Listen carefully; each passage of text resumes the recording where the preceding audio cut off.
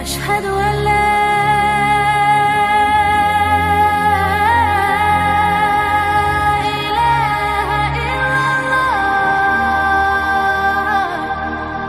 Satu kelompok yang sangat berbahaya dan mengancam keuntuhan sebuah negara, karena kelompok ini akan senantiasa membawa kekacauan pada setiap zamannya dan tidak bisa dihentikan sampai kiamat dibangkitkan. Kelompok ini disebut dengan Al-Khawarij, atau sekarang disebut dengan ideologi terorisme. Kita akan mengenal dari sisi sejarah apa itu Khawarij, kapan munculnya, siapa pengasasnya, kemudian bagaimana perkembangannya, dan bagaimana Khawarij ini muncul dari zaman ke zaman dan kelak yang terakhir menjadi para pengikut Dajjal. Ini yang kita akan bahas. Kita akan mengenal Khawarij dari sisi sejarah dulu sebelum saya jelaskan apa itu Khawarij, bagaimana sifat-sifatnya, dan begitu seterusnya. Pemahaman Khawarij ini, ikhwan, dimulai dari zaman Nabi SAW. Jadi sejak zaman Rasul SAW masih hidup, Khawarij ini satu-satunya kelompok sesat yang muncul di zaman Rasul. Dan hadis-hadis tentang masalah Khawarij itu lebih dari 18 hadis, semuanya sahih bicara tentang Khawarij, karena memang ini satu-satunya kelompok yang muncul di zaman Rasul. Tapi kalau kelompok sesat yang lainnya seperti Qadariyah, Jahmiyah dan yang lainnya itu muncul setelah wafatnya Rasul. Jadi ini satu-satunya firqah yang muncul di zaman Nabi SAW, kemudian berkembang menjadi sebuah ideologi setelahnya. Bagaimana kisahnya? Ma'asyiral muslimin yang dimuliakan Allah Subhanahu wa taala, ketika Nabi SAW melakukan peperangan, dalam sejarah ada namanya perang Hunain. Perang Hunain ini dimenangkan kaum muslimin, dan kaum muslimin mendapatkan harta ghanimah, harta rampasan perang yang begitu banyak. Bahkan suatu ketika Ali radhiyallahu an mengirim emas kepada Nabi SAW, hasil rampasan perang itu dengan wadah kulit di mana emas itu belum dibersihkan dari tambangnya, masih emas batangan. Kemudian Nabi SAW ketika itu memanggil orang-orang yang baru masuk Islam supaya teguh keislamannya. Di antaranya 4 orang dipanggil Nabi SAW. Yang pertama namanya Uyainah ibn Hisni. Uyainah ibn Hisni diberikan emas yang banyak kepada dia. Yang kedua Al-Aqra ibn Habis, juga diberikan emas banyak kepada Al-Aqra ibn Habis ini. Kemudian Zaid Al-Khayli, Zaid Al-Khayli juga mendapatkan emas yang banyak dari Nabi SAW. Kemudian yang keempat namanya Alqamah ibn Thulatha, Alqamah ibn Ulatha. Alqamah ibn Ulatha juga mendapatkan emas yang banyak. Ini permulaan Nabi SAW membagi-bagikan ghanimah kepada orang-orang yang baru masuk Islam, khususnya dari kalangan muhajirin, orang-orang Mekah. Tiba-tiba kemudian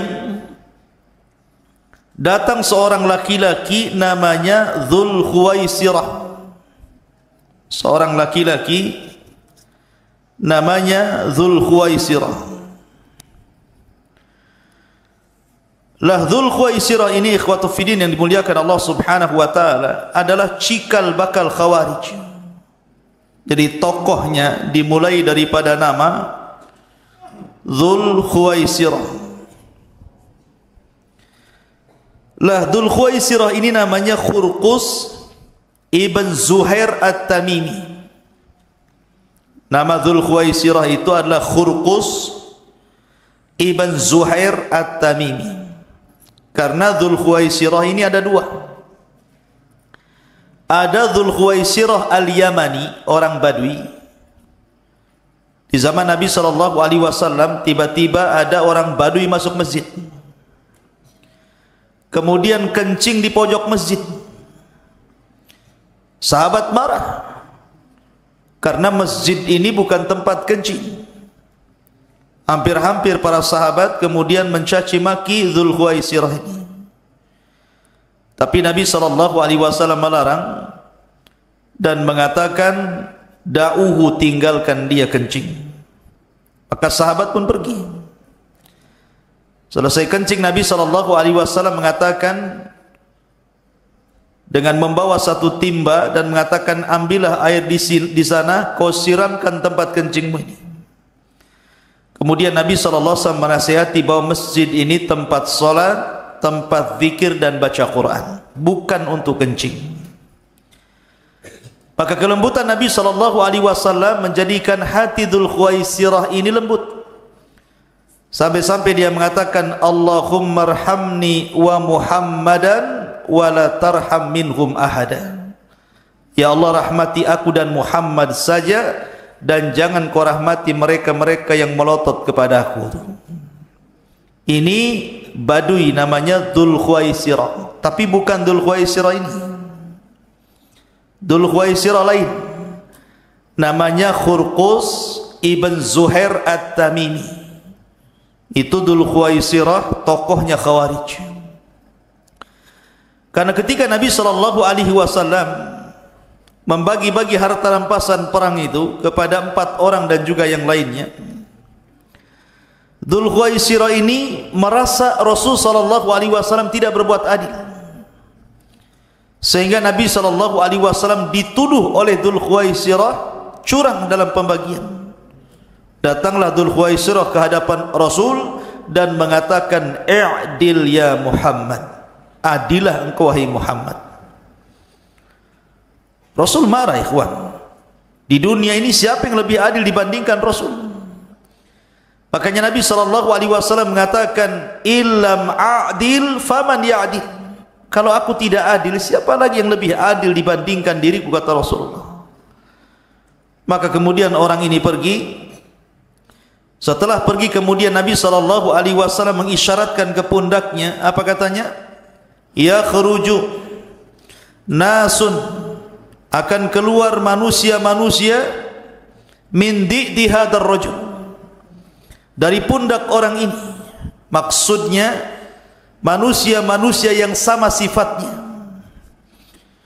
di mana yahkiruna salatakum ma'a salatihim wa qira'atakum ma'a qira'atihim wa siyamakum ma'a siyamihim, di mana kalian merasa kecil ibadah kalian, salat kalian dibandingkan salat mereka, baca Quran kalian dibandingkan baca Quran mereka, puasa kalian dibandingkan puasa mereka. Tapi kata Rasul, yaqra'unal Quran la yujawizu hanaqirahum, mereka membaca Quran tidak sampai di tenggorokan mereka. Yamruquna minad din kama yamruqus sahmu minar ramiyah, mereka melesat dari agama seperti melesat anak panah dari busurnya. Kata Nabi SAW, fa idza laqitumuhum faqtuluhum fa inna fi qatlihim ajrun. Kalau kau dapati mereka, perangi mereka, bantai mereka, karena dalam membantai mereka ada pahala besar di hadapan Allah Azza wa Jalla. Dari sini Nabi SAW mengisyaratkan bahwa akan muncul orang-orang yang memiliki 2 sifat. Pertama, mencela agama manusia, dan yang kedua, talabud dunia, mencari dunia. Karena Dzulkhuwaisirah ini, dia datang kepada Nabi SAW mencela agama Rasul. Adil wahai Muhammad, ini kan mencela Rasul SAW. Masa agama Rasul dicela? Nabi SAW turun wahyu. Bagaimana kemudian Dzulkhuwaisirah mengatakan, adil wahai Muhammad, ini sama dengan mencela agama? Yang kedua, talabud dunia, mencari dunia. Karena orang-orang Khawarij itu zahirnya saja mereka seolah-olah mengejar akhirat, hakikatnya mereka mengejar dunia. Makanya ada seorang ulama tabi'in namanya Hasan Al-Basri rahimahullahu ta'ala. Dikatakan kepada Hasan Al-Basri, karena ketika itu Hasan Al-Basri mengatakan orang-orang Khawarij itu talabud dunia, mereka itu orang yang mencari dunia. Jadi orang ini mengatakan kepada Hasan Al-Basri, "Ya Hasan, bagaimana engkau mengatakan orang-orang Khawarij itu mereka mencari dunia? Wa inna lanarahum yakhruju rajulu min ahlihi wa waladihi wa malihi hatta tatakassar rimahu alaihi."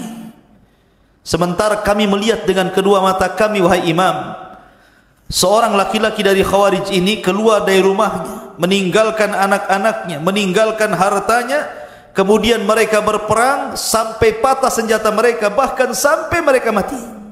Bagaimana mungkin kemudian kita katakan mereka mencari dunia? Maka Hasan Al-Basri hanya mengatakan, "Saya ingin tanya engkau, apakah ketika orang-orang Khawarij itu memerangi pemimpin-pemimpin kaum muslimin, apakah pemimpin-pemimpin kaum muslimin ini melarang mereka sholat?" Maka dia mengatakan tidak. Apakah pemimpin-pemimpin kaum muslimin melarang mereka haji? Tidak. Apakah mereka pemimpin-pemimpin kaum muslimin melarang mereka puasa? Tidak. Apakah mereka juga melarang untuk beribadah? Tidak. Kata Hasan Al-Basri, kalau mereka tidak melarang kalian salat, tidak melarang kalian haji, tidak melarang kalian puasa, tidak melarang kalian ibadah, pintu akhirat di depan kalian, lalu tujuan kalian perang itu apa kalau bukan karena dunia? Ya. Dari sini menunjukkan bahwa Khawarij itu hakikatnya talabud dunia.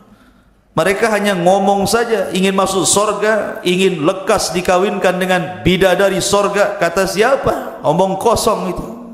Ya. Ma'asyiral muslimin yang dimuliakan Allah Subhanahu wa taala. Jadi zaman Nabi sallallahu alaihi wasallam muncul seorang laki-laki namanya Dzul Khuwaisirah, namanya Khurqus ibn Zuhair At-Tamimi. Inilah tokoh pertama Khawarij yang muncul sepanjang sejarah di zaman Rasul. Kemudian yang kedua, sabda Nabi SAW menjadi sebuah kenyataan di zaman pemerintah Utsman ibn Affan radhiyallahu anhu. Jadi akan muncul, kata Nabi SAW, laki-laki seperti orang ini, atau manusia-manusia yang muncul seperti orang ini, yang disebut dengan Khawarij itu, kemudian muncul di zaman Utsman ibn Affan radhiyallahu anhu. Dan tokohnya ketika itu adalah seorang Yahudi yang pura-pura masuk Islam, namanya Abdullah ibnu Sabah.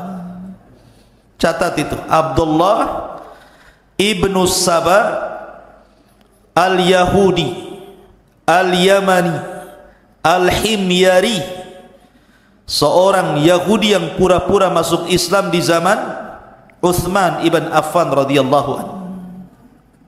Dialah yang kemudian berusaha untuk mengompori kaum muslimin, melakukan pemberontakan kepada Utsman yang berujung dengan terbunuhnya Utsman secara sadis. Bagaimana kisahnya?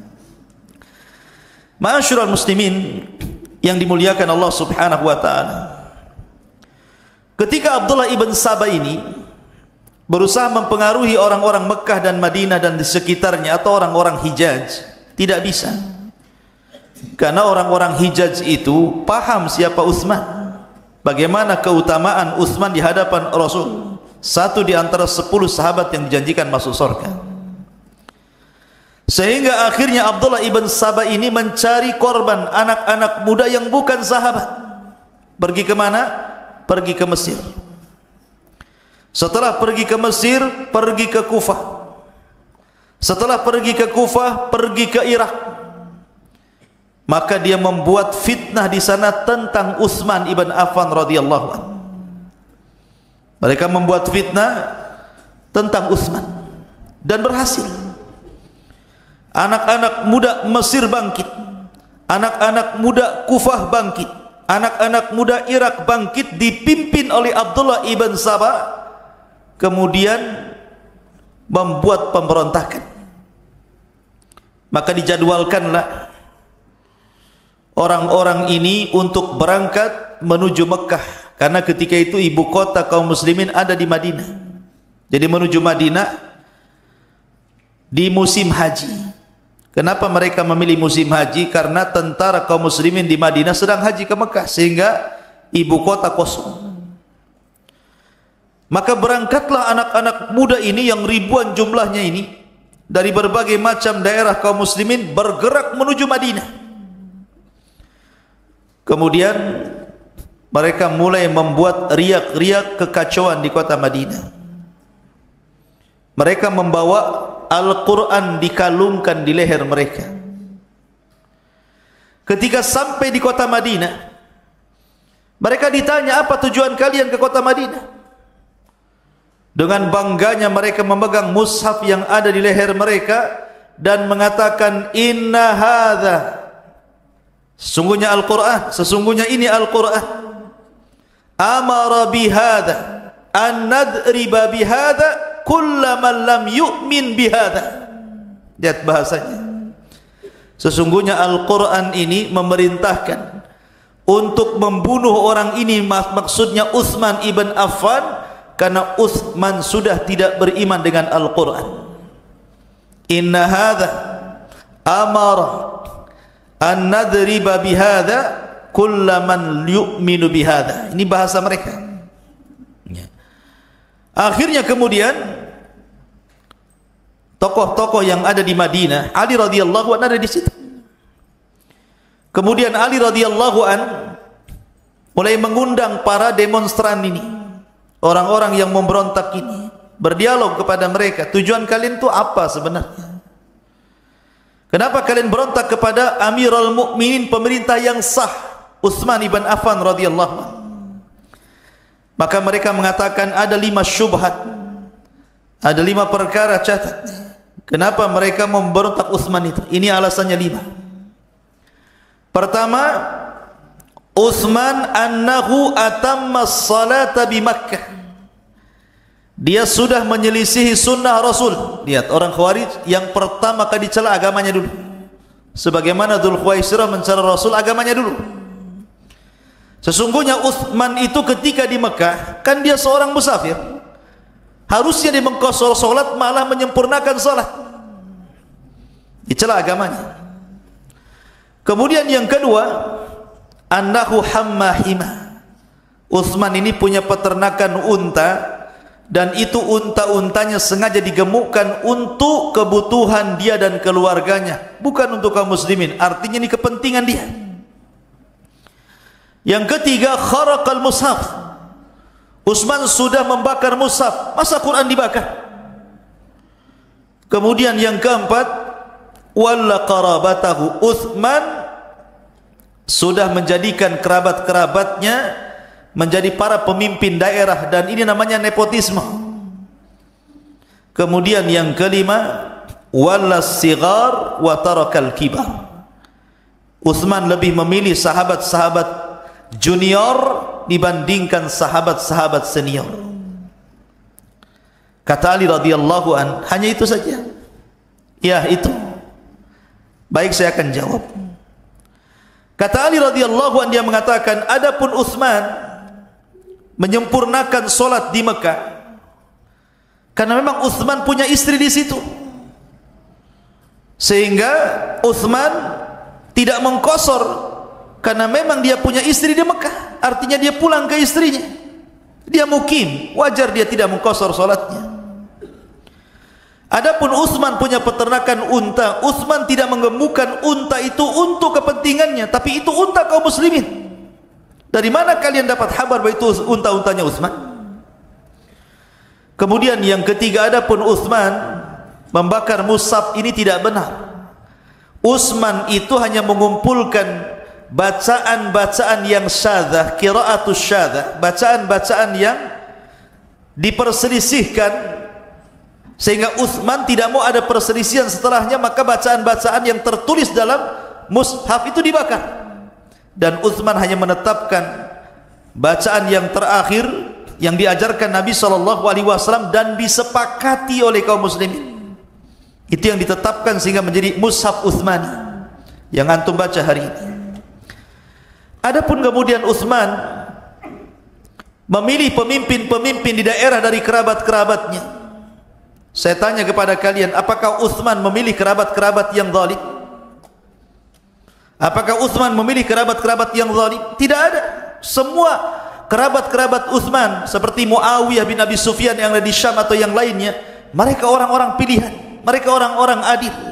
Bahkan Nabi SAW pun beliau mengkhususkan orang-orang Quraisy untuk menjadi pemimpinnya dan tidak diperkenankan orang di luar Quraisy. Apa masalah? Dan yang terakhir, Utsman ketika memilih orang-orang junior dan tidak memilih orang-orang senior, Rasul pun pernah melakukannya. Rasul SAW pernah mengangkat Usama ibn Zaid. Usama ibn Zaid yang ketika itu usianya 18 tahun memimpin pasukan, sementara pasukannya ada Abu Bakar, Umar, Utsman, Ali dan sahabat yang lainnya. Sementara Usama bin Zaid masih muda. Ya. Kemudian juga Ayyas ibn Usaid juga oleh Nabi SAW ketika usia 20 tahun disuruh memimpin. Artinya Nabi juga mengambil yang kecil padahal ada yang besar. Maka dari sini kemudian para Khawarij itu, anak-anak muda yang memberontak itu, akhirnya mereka pun sadar dan hendak kembali ke Mesir, ke Kufah dan Irak. Masalahnya ketika mereka pulang, rupanya orang-orang Khawarij ini yang dikepalai Abdullah ibn Sabah ini membuat surat kaleng. Cerdasnya Abdullah ibn Sabah itu dibuat surat kaleng. Surat kaleng ini diatasnamakan Utsman ibn Affan radhiyallahu anhu. Kemudian pura-pura yang membawa surat ini lewat di pasukan anak-anak muda yang sudah hendak pulang ke Mesir, ke Kufah dan Irak. Ditangkap anak muda ini, rupanya ngaku bawa surat dari Utsman yang isinya agar para gubernur yang ada di Mesir, yang ada di Kufah, yang ada di Irak, sesampainya anak-anak muda yang memberontak ini ke tempat-tempat mereka, bunuh mereka. Sementara mereka berada di tengah perjalanan. Kata anak-anak muda ini, kalau kita pulang dibunuh, mati, bagus kita balik lagi ke Madinah. Akhirnya mereka balik lagi ke Madinah. Sampai di Madinah, Utsman mengatakan, bukankah sudah selesai urusan kalian dengan diriku? Apalagi? Apalagi? Tiba-tiba mereka mengatakan, tidak ada surat yang kami dapati dari dirimu bahwa engkau menulis seperti ini, bahkan ada tambahan lagi, engkau juga mengirim surat ke Syam kepada Muawiyah agar mendatangkan pasukan besar kemudian membantai kami. Dari sini kemudian marahlah anak-anak muda ini.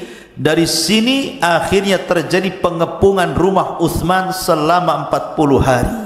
Utsman tidak bisa keluar. Sahabat tidak ada sedang haji. Orang-orang di Madinah ketakutan luar biasa karena ini jumlahnya bukan jumlah sedikit, ribuan. Maka selama 40 hari Utsman tidak bisa keluar. Jangan lagi ke pasar, ke Masjid Nabawi yang ia luaskan masjid itu tidak bisa keluar. Betul-betul diboikot Utsman itu. Tidak ada makanan minuman yang masuk. Ma'asyiral muslimin yang dimuliakan Allah Subhanahu wa taala, sampai pada waktunya ketika kemudian Utsman ibn Affan radhiyallahu anhu ketika itu sudah dikepung, rupanya datang tokoh-tokoh mereka yang kemudian menjadi para pembunuh Utsman belakangan, dan itu yang dikenal 3 orang. Pertama, Kinanah ibn Bishr. Kinanah ibn Bishr. Yang kedua, Sudan ibn Imran. Sudan ibn Imran. Dan yang ketiga, Amr ibn Hamik. Amr ibn Hamik. Kinanah ibn Bishr, Sudan ibn Imran, dan Amr ibn Hamik. Ma'asyiral muslimin yang dimuliakan Allah Azza wa Jalla, di hari ketika Utsman ibn Affan radhiyallahu an dikepung oleh pasukan Khawarij ini, ikhwan. Ketika itu Utsman ibn Affan radhiyallahu an berusaha berceramah kepada mereka. Kata Utsman ibn Affan radhiyallahu an, "Afikum Ali, afikum Talha, afikum Sa'd bin Abi Waqqas, afikum Zubair ibn As." Bukankah di hadapan kalian ada Ali, ada Talha, ada Sa'd ibn Abi Waqqas, ada Zubair ibn Awwam? Maka mereka mengatakan, ya. Ya, betul. Kata Utsman, katakan kepada mereka, kepada Ali, kepada Talha, kepada Sa'd bin Abi Waqqas, kepada Zubair ibn Atas atau Zubair bin Awwam, pasti mereka tahu Nabi SAW pernah bersabda tentang diriku, "Man ishtara bi'ra rumah falahul jannah." Barang siapa yang membeli sumur rumah, maka bagi dia surga. Kata Utsman, "Ana ashtaraituha," aku yang membeli sumur itu. Dan Nabi SAW mengatakan, "Man jahaja jaisyal usra falahul jannah." Barang siapa yang menyiapkan tentara kesulitan dalam Tabuk, maka dia dapat surga. Kata Utsman, aku yang mempersiapkan perbekalan pasukan itu. Seolah-olah Utsman ingin mengatakan, aku sudah mendapatkan rekomendasi dari Nabi SAW bahwa aku termasuk penduduk surga. Apa kalian tidak percaya, gitu maksudnya? Masih juga kalian akan membunuhku. Ikhwan, ketika itu banyak para sahabat Nabi SAW menawarkan untuk membela Utsman. Salah satunya Hasan, Husain, kemudian Abu Hurairah radhiyallahu an, kemudian Abdullah ibn Umar, Abdullah ibn Abbas, dan sahabat yang lainnya datang kepada Utsman menawarkan dirinya. Tapi Utsman mengatakan, pergi kalian, jangan ikut campur dengan urusanku di sini. Kenapa? Karena Utsman bermimpi masalahnya. Dalam mimpinya dia berjumpa dengan Nabi SAW. Kemudian Nabi SAW berwasiat, karena ketika itu Utsman kan sedang berpuasa, dan Nabi mengajak berbuka sore itu. Artinya bahwa kalau Utsman hari itu meninggal, maka dia akan menemui Nabi SAW. Maka Utsman tidak mau hari itu kemudian ditolong siapapun, disuruh pergi orang-orang itu, ya. Makanya ketika kemudian yang paling celaka di antara mereka adalah Kinanah ibn Bishr ini membakar pintu Utsman, pintu rumah Utsman dibakar itu. Maka anak-anak muda masuk ke dalam. Anak-anak muda itu masuk ke dalam. Maka Kinanah ibn Bishr ini mencekik Utsman dari belakang. Kemudian datang Sudan ibn Imran menusuk pedang dari dada sampai tembus ke punggung. Bayangkan, Utsman sedang berpuasa dan sedang membaca Quran, sedang membaca Al-Quran. Kemudian setelah Utsman meninggal dunia, datanglah Amr ibn Hamiq, kemudian menusuk sampai 9 kali dan mengatakan yang 3 tusukan untuk Allah dan yang 6 tusukan untuk sesuatu dalam hatiku, katanya. Lihat, Utsman dibunuh dengan cara sadis. Utsman ketika meninggal hanya membacakan ayat fasayakfikahumullahu wa huwas samiul basir. Cukuplah Allah yang akan membalas mereka, dan Allah zat yang maha mendengar lagi maha melihat. Utsman dibunuh dengan cara dikeroyok dengan cara sadis, ditusuk berkali-kali sampai akhirnya Utsman pun harus meninggal. Lah istrinya Nailah ini, istrinya Nailah, ketika kemudian mereka menusuk Utsman ini, istrinya kan tidak tega melihat suaminya. Ditariknya baju suaminya, maksudnya dihalang-halangi. Lah ketika tangannya masuk ke dalam baju Utsman, ditebasnya tangan istrinya sehingga jari-jarinya terputus masuk ke dalam pakaian Utsman ibn Affan radhiyallahu anhu. Menjeritlah Nailah, darah di mana-mana. Tetapi mereka memang orang-orang yang biadab, ikhwan. Orang Khawarij ini orang biadab. Mereka tidak punya rasa rahmat dalam hati mereka. Tidak ada kasih sayang sama sekali dalam hati mereka. melihat darah, melihat Amirul Mukminin dibunuh sedemikian rupa pun mereka hanya mengatakan kepada Uthman, inna ata'na sadatana wa kubara'ana fa'adalluna sabila. Kami taat kepada pembesar-pembesar kami, tapi justru mereka yang menyesatkan kami, katanya. Kurang ajar ucapan itu. Ma'asyiral muslimin yang dimuliakan Allah Azza wa Jalla, kabar terbunuhnya Uthman ini akhirnya sampai ke mana-mana. Sampai ke Mekah, kedengar Aisyah radhiyallahu anha. Sampai ke Syam, terdengar oleh Muawiyah bin Abi Sufyan yang masih merupakan kerabatnya. Sampai di telinga para sahabat, geram semuanya, ikhwan. Bagaimana tidak? Ini bukan persoalan kecil, persoalan darah masalahnya, ya. Ma'asyiral muslimin yang dimuliakan Allah Azza wa Jalla, akhirnya Muawiyah berjanji untuk menghabisi orang-orang Khawarij ambakrati abi, sampai ke akar-akarnya. Karena tentara ketika itu semua berporos di Syam.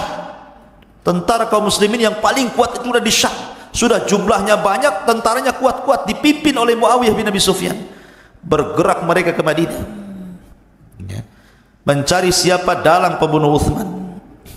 Sementara orang-orang Khawarij mereka memainkan politiknya. Setelah terbunuhnya Uthman ibn Affan radhiyallahu an, mereka kerusak-kerusuk gitu kan, untuk mencari pengganti siapa yang layak menjadi khalifah setelahnya. Akhirnya kemudian mereka pun mengikuti orang-orang yang mendukung Ali, pura-pura dukung Ali. Maka Ali kemudian sah menjadi Amirul Mukminin sebagai pengganti daripada Uthman ibn Affan. Masalahnya pihak Muawiyah tidak mau baiat, karena Muawiyah ini sama-sama dari Bani Umayyah dengan Uthman ibn Affan.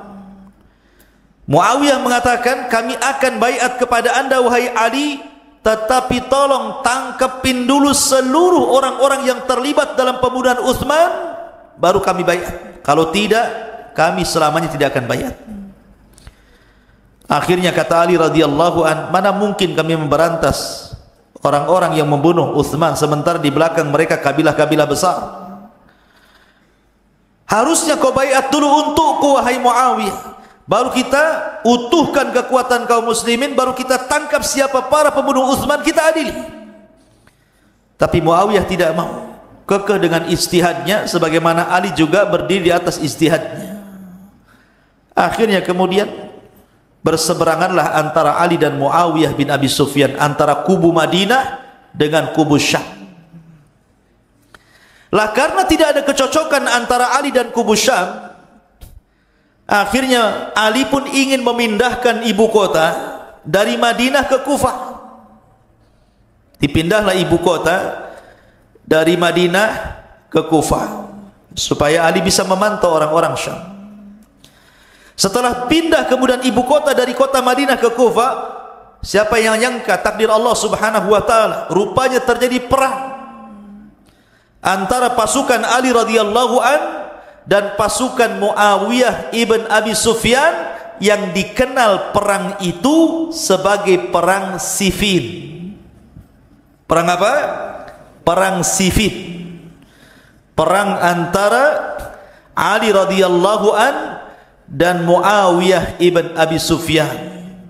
Di sini banyak para sahabat meninggal dunia. Tapi di sini pula kemudian kebenaran nampak. Artinya bahwa Ali radhiyallahu an di atas kebenaran dan yang salah Muawiyah. Dari mana tahunya? Dari terbunuhnya Ammar ibn Yasir.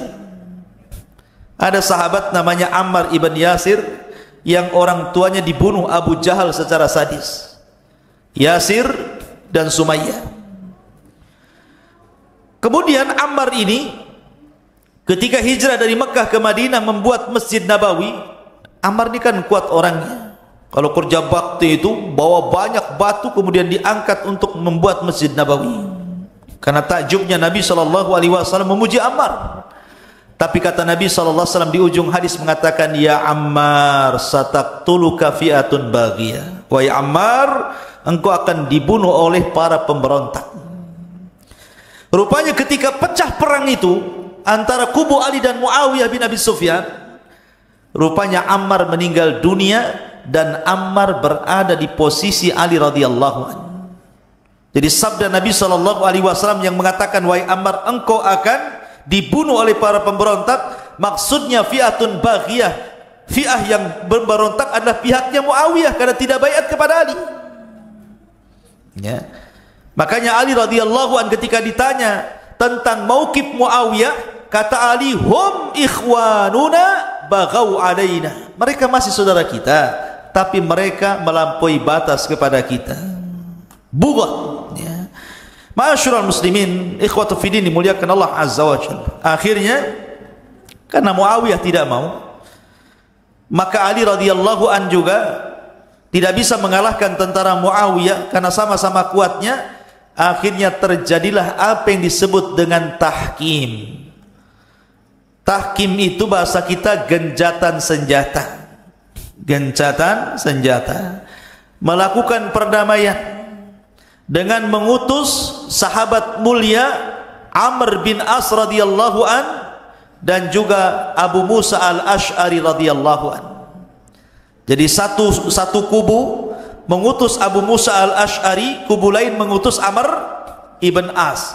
Lah Amr bin As dengan Abu Musa al-Ash'ari inilah yang kemudian berdamai, menuangkan bulir-bulir kesepakatan.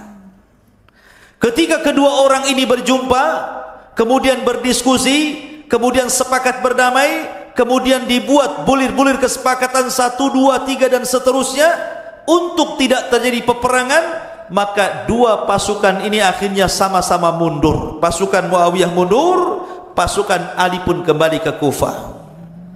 Setelah dua orang ini berdamai. Ketika pasukan Ali ini berangkat ke Kufah, ikhwan, rupanya 6.000 pasukan Ali tidak setuju. Kenapa Ali tidak melanjutkan peperangan? Kok gara-gara mengutus utusan berdamai tiba-tiba selesai perang kita balik ke Kufah, katanya. Kami tidak terima. Keluarlah 6.000 pasukan Ali, ada yang mengatakan 8.000, ada yang mengatakan 10.000, pokoknya banyak keluar dari tentara Ali, pasukan Ali. Kemudian mereka menyempil di sebuah tempat di Kufah namanya Harura. Ya.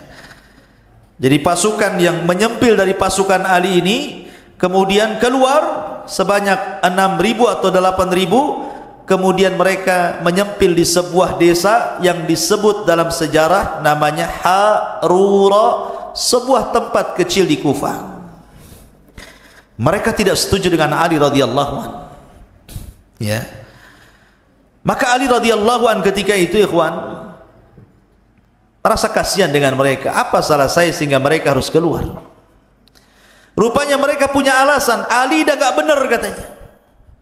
Masa Ali mengutus utusan kemudian berhukum dengan seseorang? La hukma illallah, tidak ada hukum kecuali hukum Allah. Wa man lam yahkum bima anzalallah fa ulaika humul kafirun. Siapa yang tidak berhukum dengan Allah, hukum Allah, dia kafir.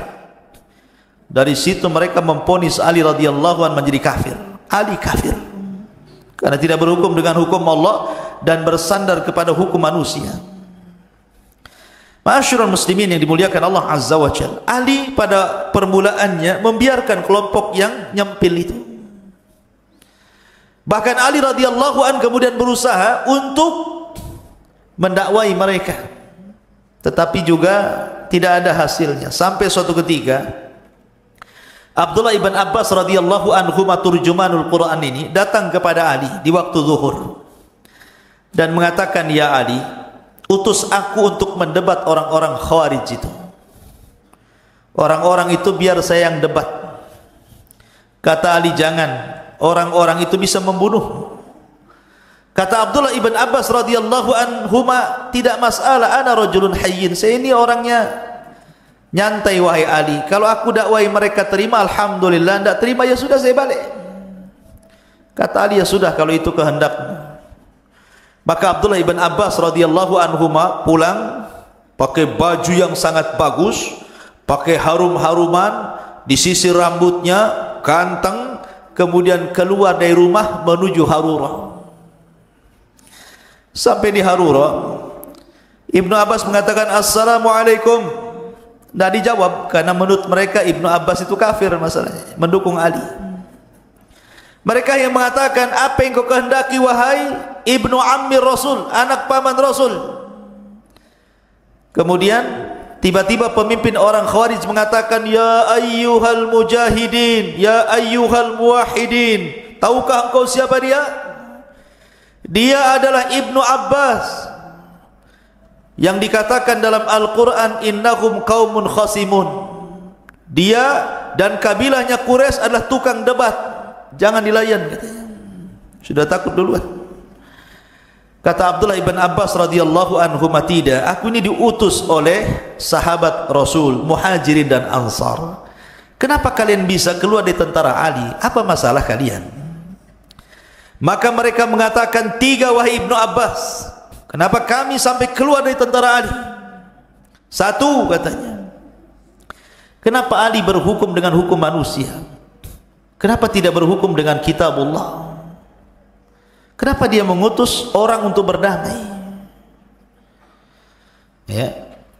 Kalau seandainya kita diajak perang oleh Ali radhiyallahu an, sementara Muawiyah itu dianggap kafir, harusnya kita perang habis-habisan melawan orang kafir. Kita ambil harta rampasan perangnya. Kalau seandainya kemudian Ali menganggap Muawiyah masih muslim, kenapa pula kita kaum muslimin berperang dengan orang muslim? Tiba-tiba berdamai seperti ini, kami tidak mau. Lalu yang kedua, kita perang bukan hanya di Siffin, tetapi ada juga perang Jamal. Perang Jamal itu perang kedua setelah Siffin. Sebabnya gara-gara Aisyah radhiyallahu anha menunggang unta, mau mendamaikan, dikiranya mau nyerang, perang akhirnya. Sehingga perang itu disebut Jamal. Jamal itu unta yang dinaiki Aisyah radhiyallahu anha itu. Kalau seandainya memang ini melawan orang kafir, harusnya kalau seandainya kita mendapatkan wanita-wanita tawanan mereka, maka mereka pantas jadi budak, hartanya pantas jadi ghanimah. Ini kami dilarang, tidak boleh mengambil hartanya, tidak boleh menawan wanita-wanitanya. Ini perang apa ini? Lalu yang ketiga apa? Yang ketiga, ketika berdamai, Ali tidak mau disebut Amirul Mukminin. Lah, kalau dia tidak mau disebut Amirul Mukminin, berarti Amirul Kafirin kalau begitu. Kalau dia bukan pemimpin kaum muslimin, berarti pemimpin orang kafir. Sebab inilah maka kami keluar memberontak kepada Ali. Baik, kata Abdullah bin Abbas radhiyallahu anhu, saya akan jawab dengan Al-Quran dan Sunnah Rasul. Kalau ku jawab, maukah kalian kembali? Mereka mengatakan ya. Kata Abdullah ibn Abbas radhiyallahu anhuma, yang pertama, kenapa Ali mengutus orang? Saya tanya kalian, lebih ringan mana, urusan darah? Apakah urusan rumah tangga? Ya jelas lebih ringan urusan rumah tangga dibandingkan urusan darah. Dalam urusan rumah tangga Nabi SAW mengatakan, Allah mengatakan, fab'athu hakaman min ahlihi wa hakaman min ahliha. Utuslah dari keluarga perempuan siapa kira-kira yang akan berdamai, dan utuslah dari keluarga laki-laki siapa yang akan berdamai. Ini urusan ringan, kenapa kemudian saling utus-utusan? Ini urusan berat, urusan darah, apa salahnya? Ini bisa menyelamatkan darah kaum muslimin, sementara ini hanya menyelamatkan satu keluarga, ini menyelamatkan negara. Yang kedua, relakah kalian kalau kalian seandainya Ummul Mukmin Aisyah, karena ketika itu Aisyah dari kubu Muawiyah, bukan dari Ali. Kalau seandainya Aisyah yang membela Utsman itu kalian tangkap, kemudian kalian jadikan budak, rela kalian menjadikan budak istri Rasul? Gila kalian. Bagaimana mungkin istri Nabi SAW akan jadi budak kalian? Kemudian yang ketiga, soal Ali tidak mencantumkan Amirul Mukminin. Rasul pun pernah tidak mencantumkan Amirul Mukminin dalam perjanjian Hudaybiyah 10 tahun. Tidak dicantumkan Nabi dan Rasul, hanya Muhammad ibn Abdullah gitu saja. Akhirnya separuh pasukan sadar, kemudian kembali, tetapi separuhnya tidak sadar, degil, masih tetap di situ bertahan dengan keyakinannya. Ketika Abdullah ibn Abbas kemudian berhasil mengembalikan separuh, setelah itu Ali radhiyallahu an baru mendatangi mereka. Ali radhiyallahu anhu tiba-tiba khutbah di masjid mereka. Sebagian mereka ada yang kasar, inzil ya kafir, turun orang kafir, katanya. Ali dikafir-kafirkan. Turun orang kafir, ngapain kau khutbah di sini, katanya. Ya. Mereka mengatakan, wa man lam yahkum bima anzalallah fa ulaika humul kafirun la hukma illallah. Ali mengatakan kalimatul haq urida bihal batil. Kalimatnya benar tetapi kalian kehendaki kebatilan. Masalahnya apa? Kemudian mereka mengatakan, engkau telah berhukum dengan hukum manusia, la hukma illallah, tidak ada hukum dengan hukum Allah. Kata Ali radhiyallahu an, kalau begitu datangkan Quran kepadaku. Diambilnya Al-Quran besar. Kemudian kata Ali, hei Quran, bicara kamu. Quran mana bisa bicara kalau nggak dibaca? Bicara kamu. Apa yang saya lakukan ini salah, katanya. Ya Quran tidak bisa bicara. Maka orang-orang Khawarij mengatakan, ya Ali bukan seperti itu. Bahwa pemahaman dalam Al-Quran itulah yang mengatakan kau telah kafir. Berdebatlah mereka dengan Ali radhiyallahu, intinya mereka tidak mau kembali kepada Ali. Baik, kata Ali, begini saja. Saya tidak akan melarang kalian untuk sholat di masjid-masjid kaum muslimin. Saya tidak akan menyerang kalian selama kalian tidak menyerang kami. Dan kalian tetap mendapatkan bagian fai, harta ghanimah, maksudnya harta rampasan tanpa ada peperangan. Maka Ali meninggalkan mereka dan mereka tetap di Harura. Ali berjanji tidak akan memerangi mereka kecuali mereka sudah memerangi, artinya sudah menghalalkan darah kaum muslimin. Sampai pada waktunya, ikhwan, ada seorang sahabat Rasul namanya Abdullah ibnu Khabab ibnu Arat. Abdullah ibnu Khabab ibnu Arat. Abdullah ibn Khabab ibn Arat ini orang kepercayaan Ali. Dia putra daripada Khabab bin Arat, sahabat Nabi SAW. Dia bawa istrinya, dia bawa budaknya, dia bawa anaknya pulang menuju Kufah. Rupanya lewat di desa Harura tadi, ditangkap sama orang-orang Harura itu. Orang-orang yang nyempil dari pasukan Ali yang tinggal sedikit itu ditangkap, kemudian dibawa ke tepi sungai. Ke tepi sungai dibawa, kemudian ditanyai tentang bagaimana sikap engkau terhadap Abu Bakar dan Umar, sikap engkau terhadap Uthman, sikap engkau terhadap Ali.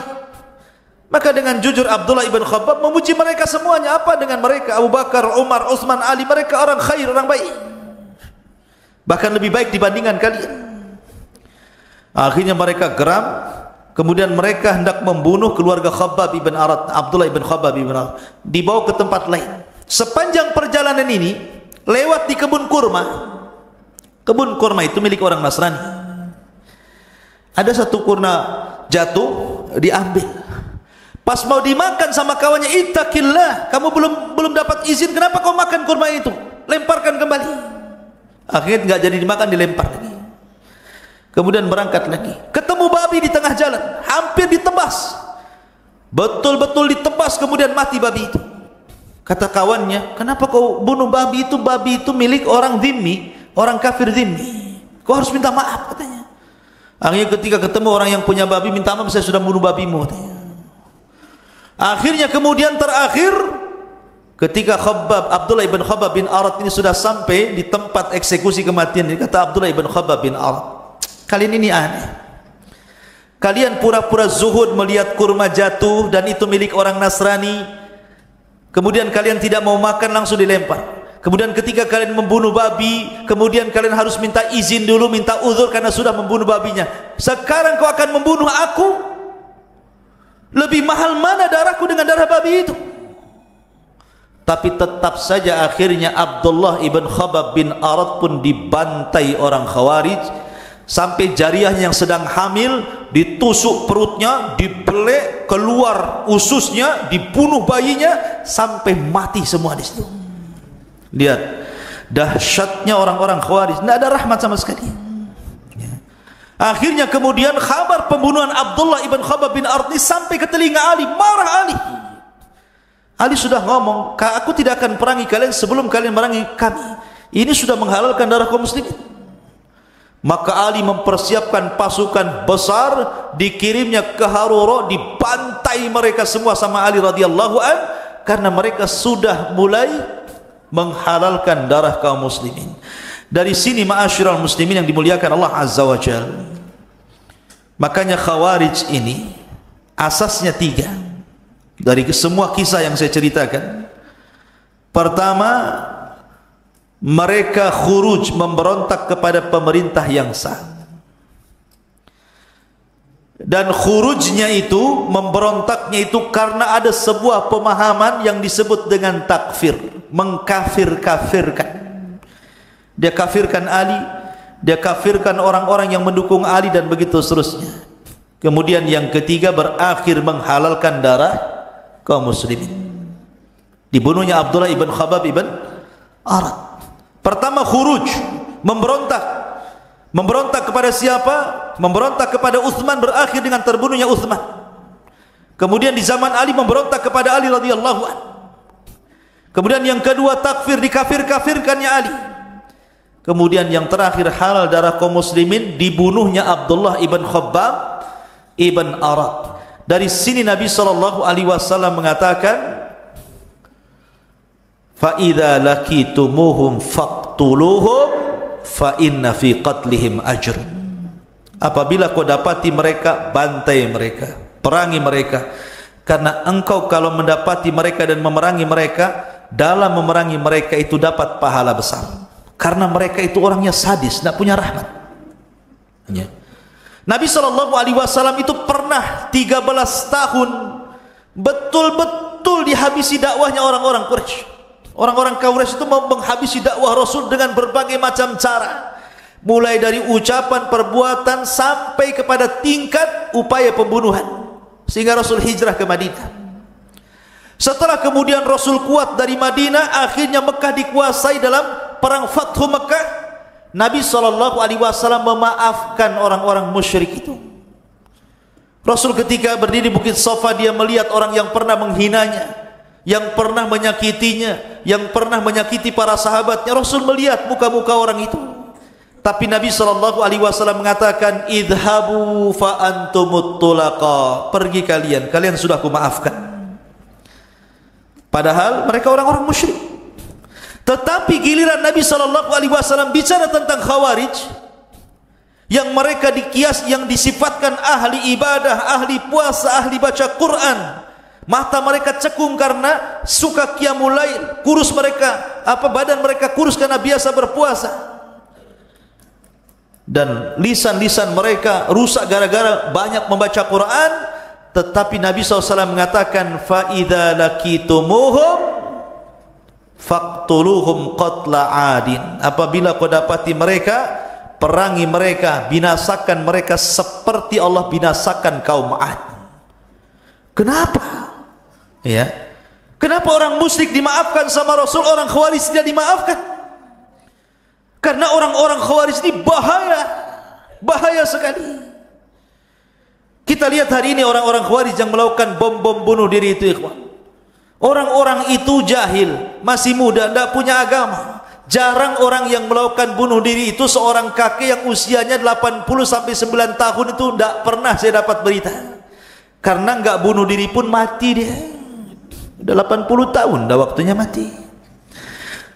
Lihat kayak kemarin kejadian bom bunuh diri itu. Datang ke Mabes, ke kantor lagi ke Mabes gitu kan. Perempuan 25 tahun, ngacung-ngacungkan senjata, ya didor sama polisi. Ya. Tapi lihat usianya 25 tahun, 35 tahun, 30, masih muda. Hati-hati antum ini. Ya. Jangan suka kemudian belajar tanpa guru, karena biasanya orang-orang yang terkena paham ini, gurunya itu kalau ndak mbah Google, mbah YouTube biasanya. Ya, jadi mereka berselancar di Google, ketemu web, ketemu ini, dibaca, terpengaruh, daftar, bom bunuh diri. Luar biasa. Ya. Ma'asyiral muslimin yang dimuliakan, kita kembali. Maka kemudian Ali radhiyallahu anhu membuat pasukan besar untuk apa? Menghabisi orang-orang Khawarij yang sudah membunuh Abdullah ibn Khabbab ibn Arat ini. Di mana? Di sebuah tempat yang disebut dengan Nah Nahrawan. Maka perangnya disebut perang Nahrawan. Ya, perang Nahrawan, perang antara kubu Ali radhiyallahu an dan kubunya Khawarij. Semua dibantai di Nahrawan. Tetapi ikhwatu fiddin dimuliakan Allah Azza wa Jalla, bukan berhenti sampai di sini saja. Orang Khawarij di zaman Ali itu di mana-mana masalahnya.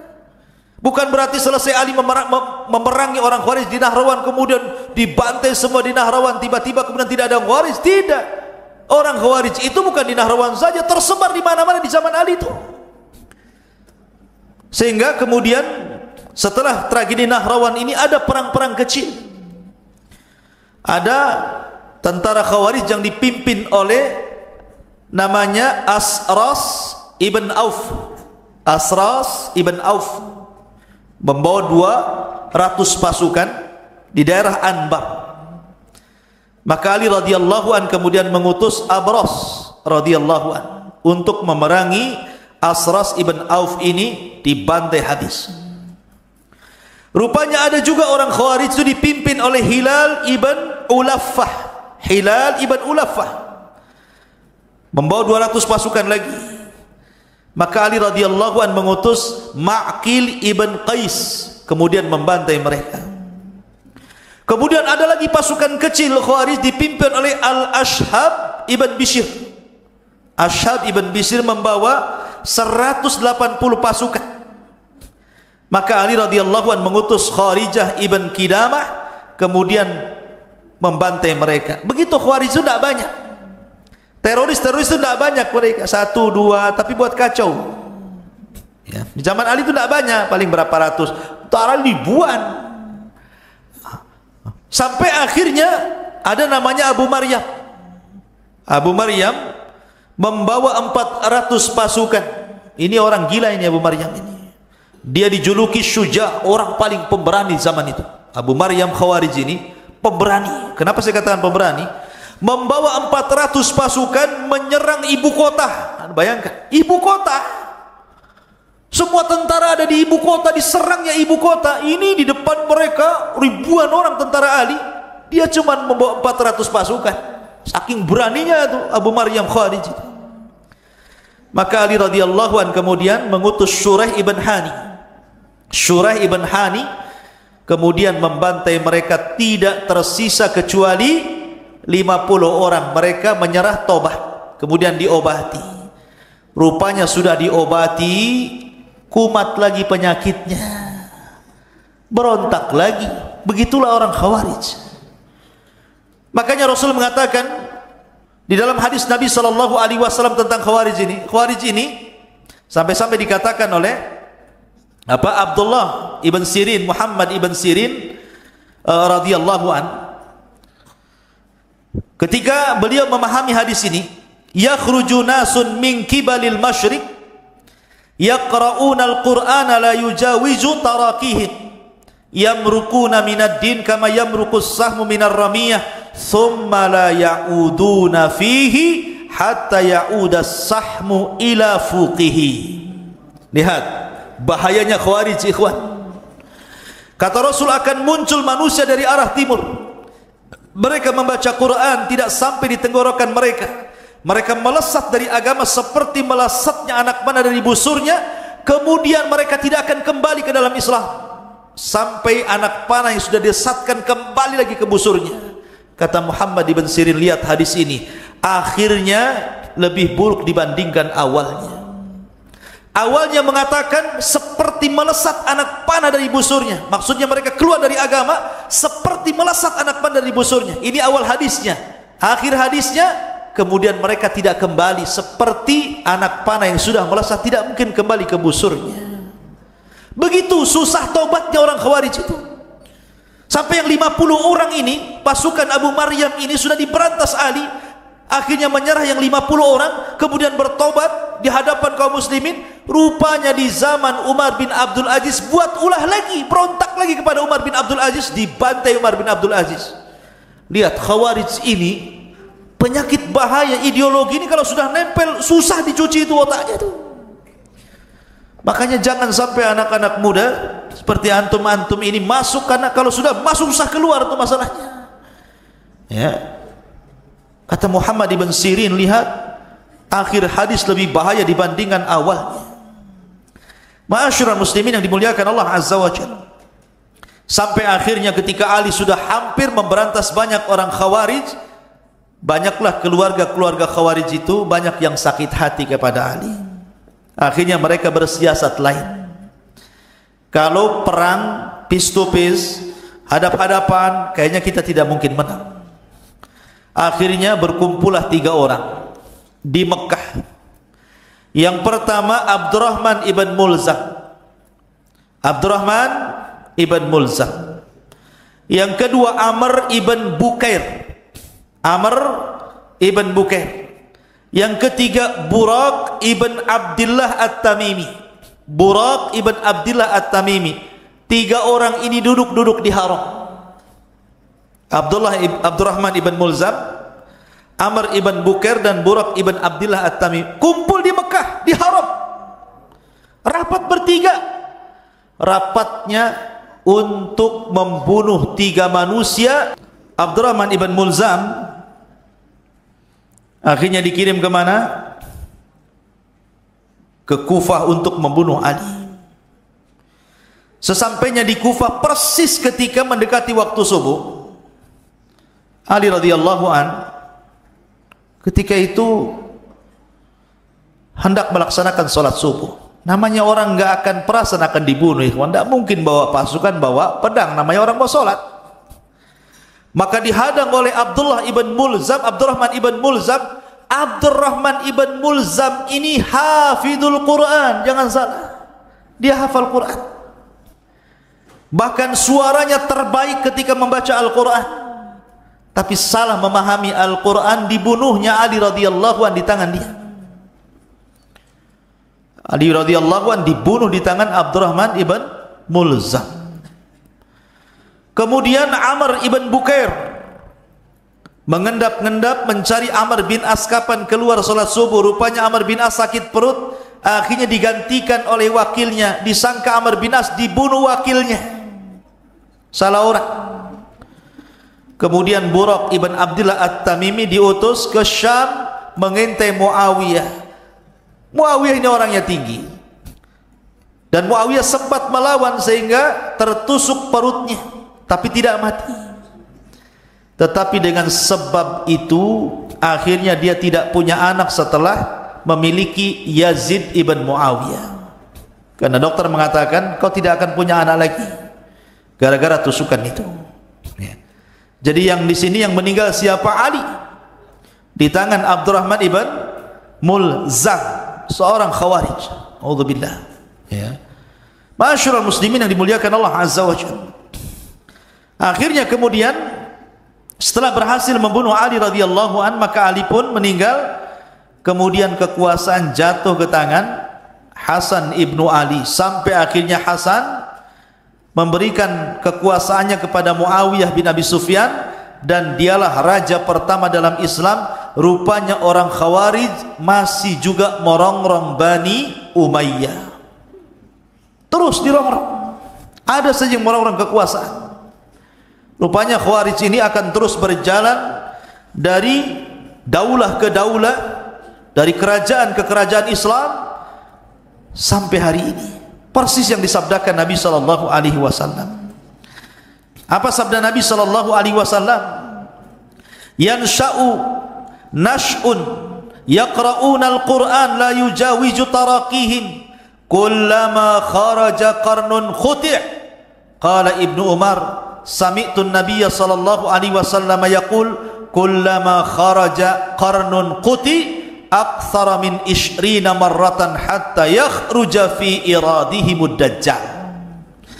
Akan tumbuh para pemuda yang membaca Al-Quran, akan tetapi Al-Quran tidak melewati kerongkongan mereka. Setiap kali kelompok dari mereka muncul, maka mereka pantas untuk diberantas. Ibnu Umar berkata, aku mendengar Nabi SAW bersabda, setiap kali kelompok dari mereka keluar, maka mereka pantas untuk dihancurkan. lebih dari 20 kali dia mengucapkan seperti itu sampai Dajjal keluar di dalam kelompok terakhir di antara mereka. Akhirnya orang-orang Khawarij belakangan menjadi para pengikut Dajjal. Itulah kisah Khawarij. Baik, kita akan mengenal tentang nama dan lakob-lakobnya. Kelompok ini yang masyhur disebut Khawarij. Kenapa disebut Khawarij? Karena mereka diambil kalimat khuruj. Khawarij itu diambil dari kalimat khuruj. Khuruj di sini artinya memberontak kepada pemimpin yang sah dari pemimpin kaum muslimin. Yang kedua, mereka juga disebut al-muhakkimah, karena mereka memberontak disebabkan tahkimnya Ali radhiyallahu anhu dengan Muawiyah. Mereka juga disebut al-haruriyah, karena mereka kemunculannya berasal dari satu desa di Kufah namanya desa Harura. Mereka juga disebut kelompok Nahrawan karena pemberantasan Ali ketika memerangi Khawarij itu perangnya disebut Nahrawan. Mereka juga disebut Al-Mariqah, yang melesat dari Islam, karena Rasul yang mengatakan yamruquna minad din kama yamruqus sahmu minar ramiyah. Mereka melesat dari agama seperti melesat anak panah dari busurnya. Mereka juga disebut al-mukaffirah, yang suka mengkafir kafirkan orang di luar kelompoknya. Kemudian mereka juga disebut sabaiyah, karena cikal bakal orang Khawarij pun didirikan oleh Abdullah ibn Sabah, maka disebut sabaiyah. Mereka juga disebut nasibah, karena mereka sangat mencela keluarga Nabi SAW, termasuk Ali radhiyallahu anhu. Itu nama-nama Khawarij. Intinya mereka Khawarij. Ya. Lalu sifat-sifatnya seperti apa? Sifat-sifat Khawarij itu. Yang pertama, sifat Khawarij itu mereka mengkafirkan manusia karena dosa besar. Siapapun yang melakukan dosa besar kafir. Minum khamar kafir, berzina kafir, maling kafir, merampok kafir, semua dikufar kafirkan. Semua kafir kecuali dia aja enggak kafir. Kemudian yang kedua, suka memberontak kepada pemerintah, baik dengan ideologi ataupun dengan perbuatan. Kemudian yang ketiga, mereka melakukan muamalah kepada pemerintah itu seperti muamalah dengan orang kafir, ditogut-togutkannya pemerintah itu. Wah, ini pemerintah togut, enggak benar. Ya. Kemudian yang nomor 4, sarfun nusus, suka memaling-malingkan nas Al-Quran dan Sunnah. Setiap ada ayat yang memerintahkan kepada kebaikan, mencegah kepada kemungkaran, pasti ditujukan kepada pemimpin. Mereka itu juga sifat-sifatnya adalah kathratul qurra, banyak baca Quran, banyak ibadah, luar biasa ibadah mereka.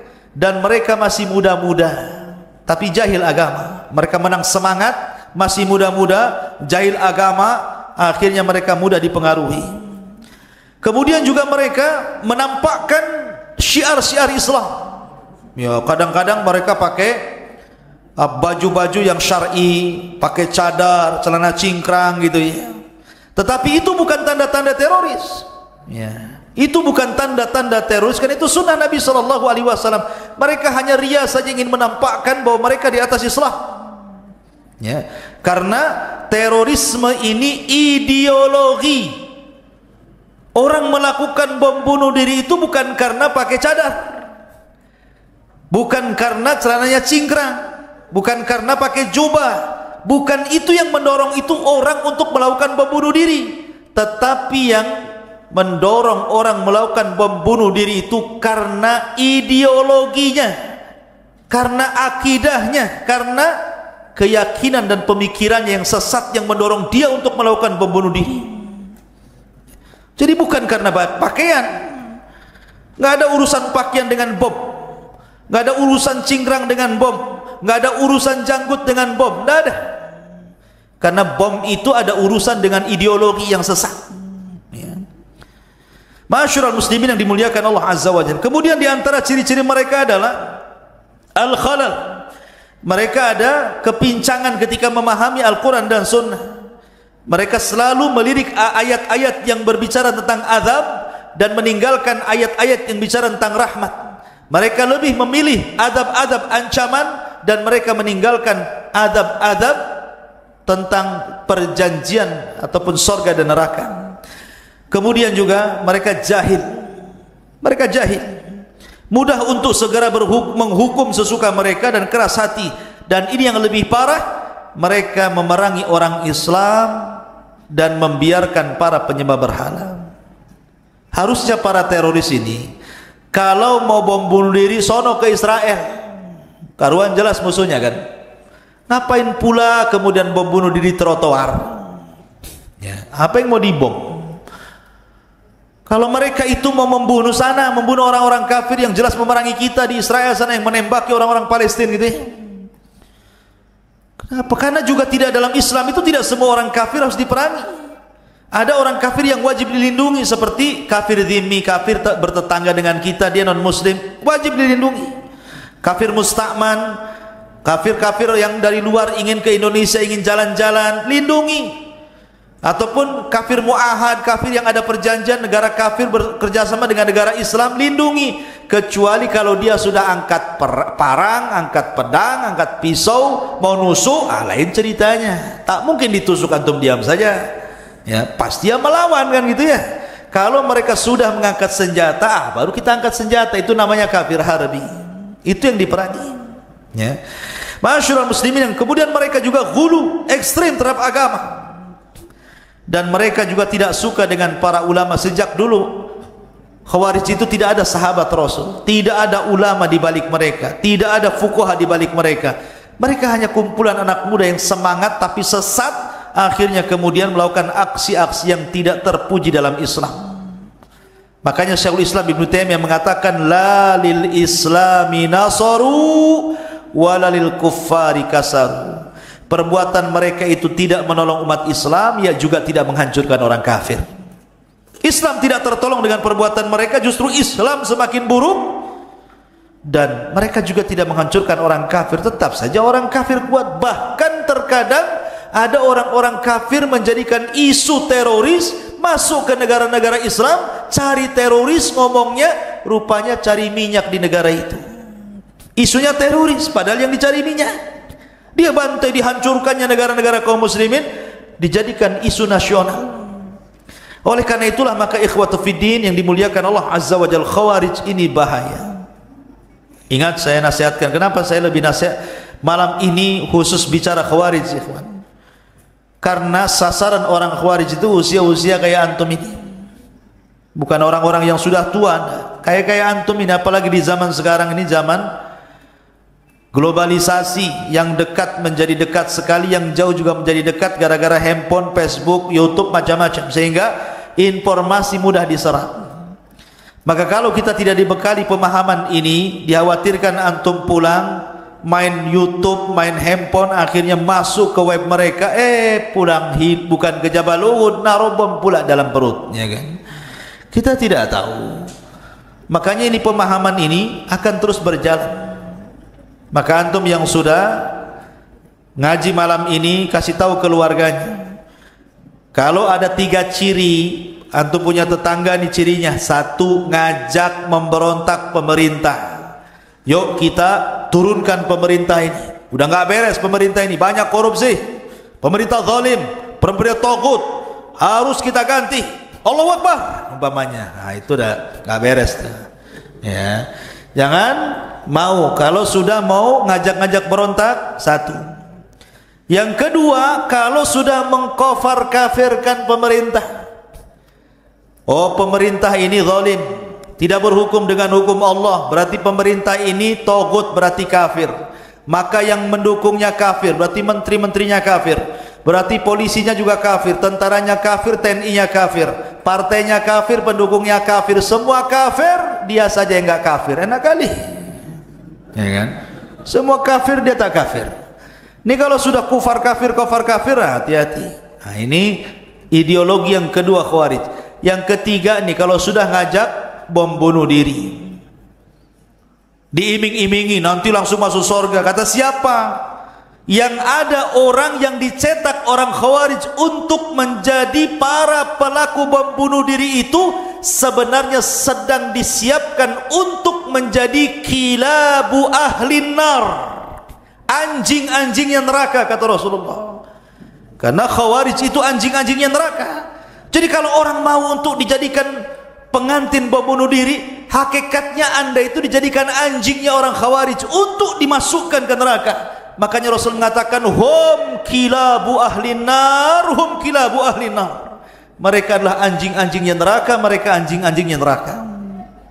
Naudzubillah. Ya.